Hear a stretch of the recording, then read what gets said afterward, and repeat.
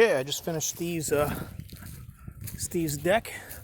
It's a nice look at the Lynnhaven Inlet. There's a big, I don't know if you can see it, but there's an egret. Big tall egret sitting out there in a marsh. Real pretty. Alright, so give you a distance look first. This is the rail I built. It should have been built when they did the deck, but it's been without a rail for 10 or 15 years. It's surprised no one fell and hurt themselves. But what I've done though is, I don't know if you could tell, let me see if the sun's in the way, but I have notched out the top rails. The reason I did this, notching out those rails like that, not only does it look cool, but it really does add a lot of strength. A lot of strength to the, see if I can get a better, sun's in the way. A lot of strength to the post.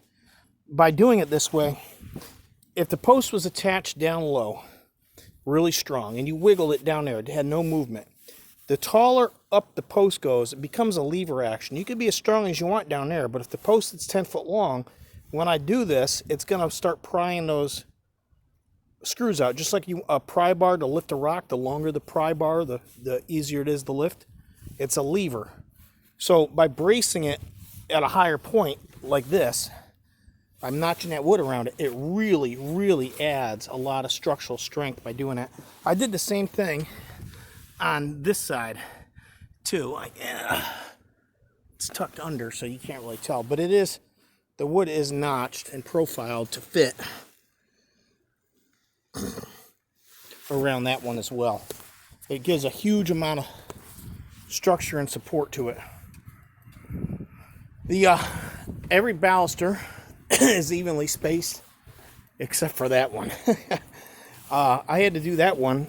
I just split the difference because if I'd done it evenly spaced, the next one would have been really crowded. So that one's a little off, but the rest of them are on point.